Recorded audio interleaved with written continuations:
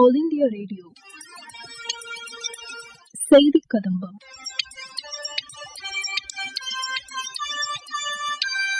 இன்றைய செய்தி கதம்பத்தில் மத்திய அரசின் சமூக வலைதள பதிவுகள், நமது லட்சியம் வளர்ச்சியடைந்த பாரதம் யாத்திரையின் ஒரு பகுதியாக சென்னையில் நடைபெற்ற நிகழ்ச்சியில் தகவல் ஒலிபரப்புத்துறை அமைச்சர் திரு அனுராக் தாக்கூர் பங்கேற்று பேசிய உரை மற்றும் மத்திய அரசின் தமிழ்நாடு வெள்ள நிவாரணத்திற்கான முயற்சிகள் குறித்து புதுதில்லியில் நிதியமைச்சர் திருமதி நிர்மலா சீதாராமன் செய்தியாளர்களுக்கு அளித்த பேட்டி உள்ளிட்டவை இடம்பெறுகின்றன.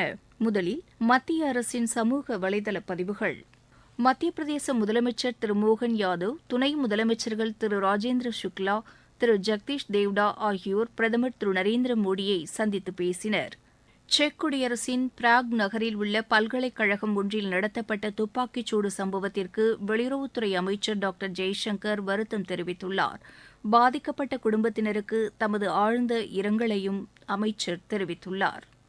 நமது லட்சியம் வளர்ச்சியடைந்த பாரதம் யாத்திரையின் ஒரு பகுதியாக சென்னை நகர்ப்புறங்களுக்கான விழிப்புணர்வு வாகனத்தை பெரும் மகிழ்ச்சியுடனும் ஆரவாரத்துடனும் தாம் தொடங்கி வைத்ததாக தகவல் ஒலிபரப்புத்துறை அமைச்சர் திரு அனுராக் தாக்கூர் தெரிவித்துள்ளார். கனமழை காரணமாக தென் மாவட்டங்களில் ஏற்பட்டுள்ள பிரச்சினைகள் குறித்து கேட்டதற்கும் அதுகுறித்து துரித நடவடிக்கை எடுத்ததற்கும் மத்திய நிதியமைச்சர் திருமதி நிர்மலா சீதாராமனுக்கு தமது நன்றிகளை தெரிவித்துக் கொள்வதாக மத்திய இணையமைச்சர் டாக்டர் எல் முருகன் கூறியுள்ளார். கணித மேதை ஸ்ரீனிவாச ராமானுஜரின் பிறந்த நாளான இன்று தேசிய கணித தினமாக கொண்டாடப்படுகிறது. நமது லட்சியம் வளர்ச்சியடைந்த பாரதம் யாத்திரையின் ஒரு பகுதியாக சென்னை நகர்ப்புறங்களுக்கான விழிப்புணர்வு வாகனத்தை தகவல் ஒலிபரப்புத்துறை அமைச்சர் திரு அனுராக் தாக்கூர் இன்று கொடியசைத்து தொடங்கி வைத்து பின்னர் அந்நிகழ்ச்சியில் உரையாற்றினார். அவர் பேசுகையில், Viksit Bharat Sankalp Yatra aims to create awareness among citizens about various welfare schemes and seeks their participation in the spirit of Jan Bhagidari, people's involvement, people's movement, to ensure 100% saturation of government schemes.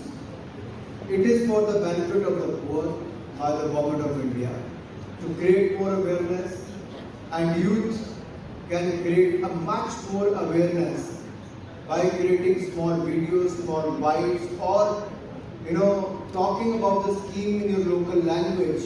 They can understand it much better in the local language.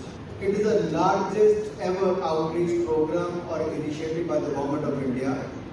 It will cover 2,69,000 panchayats of the country. Each and every panchayat will be covered under this. The urban local bodies, which are more than 4,600, close to 4,600 urban local bodies, covering 1.4 billion Indians.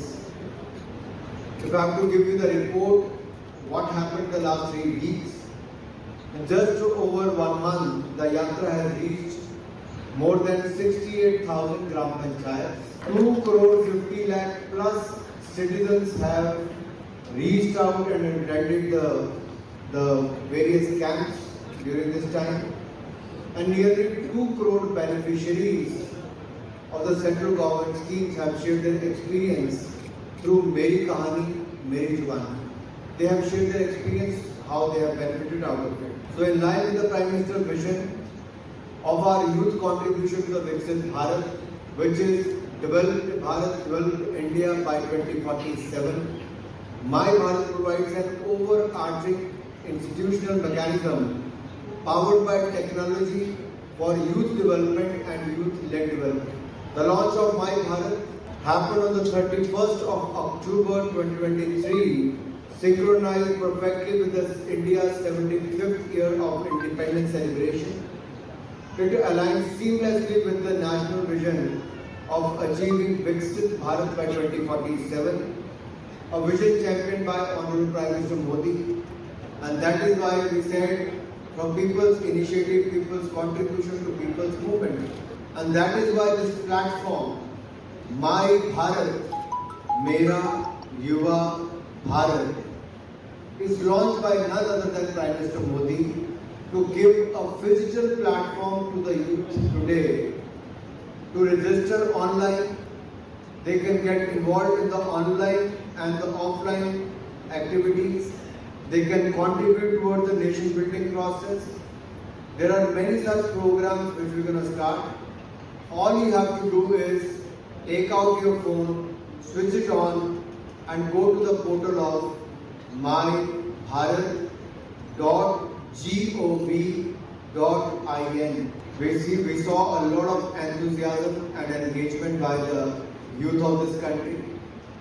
Approximately 140,000 youth from Tamil Nadu have already joined, registered, and ready to contribute on the My Bharat portal. My Bharat holistic approach, empowering youth through leadership, practical learning, and unified platform lays the groundwork for the Viksit Bharat at 2047. By nurturing proactive agents of change and providing access to diverse opportunities, it cultivates a generation poised to drive India's comprehensive development and progress by 2047. மத்திய அரசின் தமிழ்நாடு வெள்ள நிவாரணத்திற்கான முயற்சிகள் குறித்து புதுதில்லியில் நடைபெற்ற செய்தியாளர்கள் சந்திப்பில் நிதி அமைச்சர் திருமதி நிர்மலா சீதாராமன் கலந்து கொண்டு பேசினார். அவர் பேசுகையில், திருநெல்வேலி, தூத்துக்குடி, கன்னியாகுமரி, தென்காசி இந்த 4 மாவட்டத்திலையும் தோராயமா ஒரு வருஷத்துக்கு வரக்கூடிய மழை, அந்த மழை ஒரே நாளில் பெய்யவே அங்க தண்ணி தேங்கி போறதும், வீடு மூழ்கி போறதும், மக்கள் அதுல தவிச்சுக்கிட்டு இருக்கிறதும், 42,290 பேர் மீட்கப்பட்டிருக்காங்க.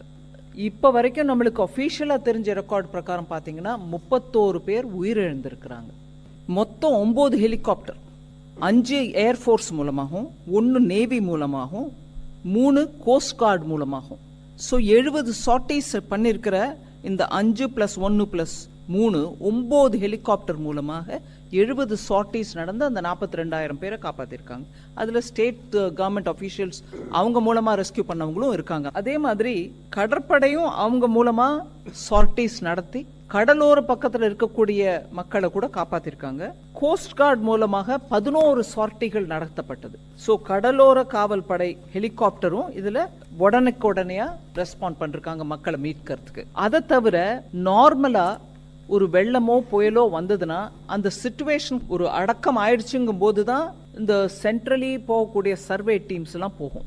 இந்த விஷயத்துல இந்த தென் மாவட்டங்கள் 4 நடந்த வெள்ள சந்தர்ப்பத்தில் இன்டர் மினிஸ்டீரியல் சென்ட்ரல் டீம் 19ஆம் தேதி சாயங்காலத்துக்குள்ளமே அவங்களும் டிப்ளாய் ஆயிட்டாங்க. தேசிய பேரிடர் மீட்பு படை, அதாவது NDRF, ராணுவம், விமானப்படை, கடற்படை, கடலோர காவல் படை, கோஸ்ட் கார்டு, இது எல்லாத்தையும் சேர்த்து போட்டு இவங்க மாத்திரம் 5049 பேரை மீட்டு இருக்காங்க. ஒவ்வொரு வருஷமும் ஸ்டேட் டிசாஸ்டர் ரிலீஃப் ஃபண்டுக்கு சென்ட்ரல் டிசாஸ்டர் ரிலீஃப் ஃபண்டிலேருந்து, நேஷனல் டிசாஸ்டர் ரிலீஃப் ஃபண்டிலேருந்து பணம் கொடுக்கறது உண்டு. இந்த ஃபைனான்சியல் இயர் 1 ஏப்ரல் 2023க்கு 813.15 கோடி ரூபாய் ஓப்பனிங் பேலன்ஸ் அவங்க கிட்ட இருந்திருக்கு. இந்த வருஷத்துக்கான 900 கோடி 900 crores மத்திய அரசு கொடுக்க வேண்டிய பணத்தை ஃபர்ஸ்ட் இன்ஸ்டால்மெண்ட்டாக 450 கோடி முதல்லயே நாங்கள் ரிலீஸ் பண்ணிட்டோம். அதை தவிர 2வது இன்ஸ்டால்மெண்ட்டாக மீதி இருக்கக்கூடிய 450 கோடியையும் 12ஆம் தேதி டிசம்பர் இந்த 4 தென் மாவட்டங்களுக்கு மழை வரத்துக்கு முன்னாடியே 2வது இன்ஸ்டால்மெண்ட் 450 கோடி கொடுத்தாச்சு. அதாவது மொத்தமா 900 crores இந்த வருஷம் கொடுக்க வேண்டியது ஆல்ரெடி ரிலீஸ் பண்ணிட்டோம். தமிழ்நாட்டில் இருக்கக்கூடிய ரீஜனல் மெட்ராலஜி சென்டர் சென்னையில் இருக்கு. இந்த 4 தூத்துக்குடி, தென்காசி, திருநெல்வேலி, கன்னியாகுமரியில் வந்திருக்கக்கூடிய மழை வெள்ளத்தை பத்தி மெட்ரலாஜிக்கல் சென்டர் 12ஆம் தேதி டிசம்பரே தகவல் கொடுத்திருக்காங்க.